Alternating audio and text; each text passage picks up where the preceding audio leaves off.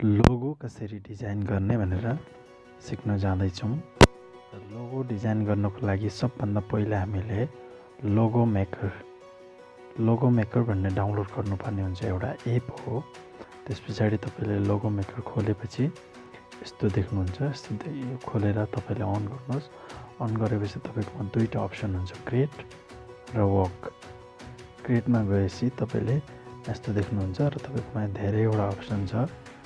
यहाँ 1 2 3 4 5 6 7 8 9वटा अप्सन छ। 9वटा अप्सनमा पहिलो अप्सनमा तपाईँलाई यो धेरै एडहरू आइरहेको छ, यो चलेको भएर पहिलो अप्सनमा तपाईँलाई यहाँ यो धेरै चिजहरू देखिन्छ। यसरी यहाँ छ धेरै लोगो डिजाइन, अलरेडी डिजाइनको टेम्प्लेटहरू छ।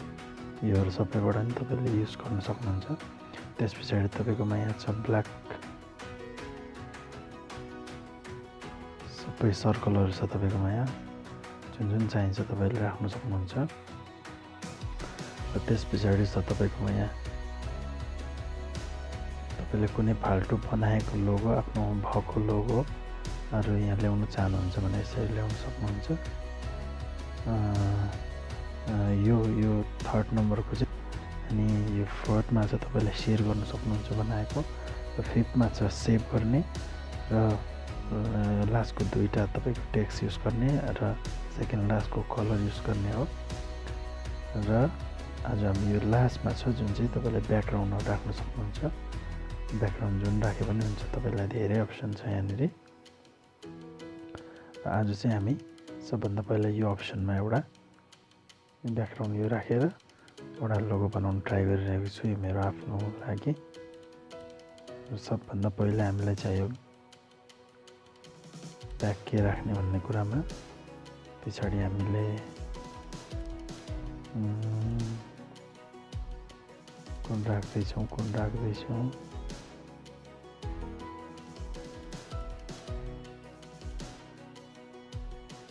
जस्तै म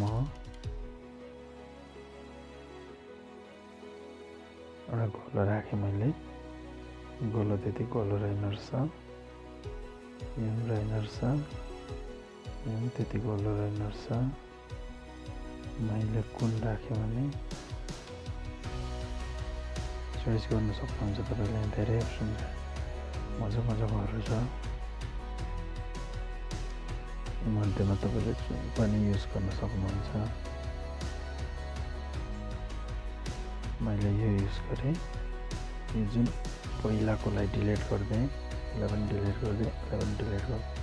यसलाई राखेँ। यसलाई मैले यहाँ कुनामा पक्रेर यो साइडको सर्कलमा पक्रेर यसरी घुमाएँ। घुमाएर यहाँ राखेँ बिचमा। र यस पछाडि मैले अब यो माथि के राख्ने त? यो माथि के राख्ने? मलाई चाहियो लोगो के राख्ने त? मेरो कस्तो लोगो राख्नुपर्छ, कुन टाइपको, मलाई कुन चिजको लोगो बनाउँदै हुनुहुन्छ त्यसमा डिपेन्ड गर्छ।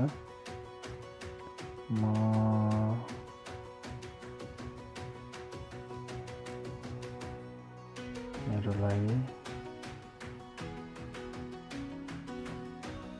कुनै पनि टेम्प्लेट मलाई काम लाग्ने छ कि छैन हेरेर चेक गर्न सक्नुहुन्छ। कुनै यदि तपाईँको लोगो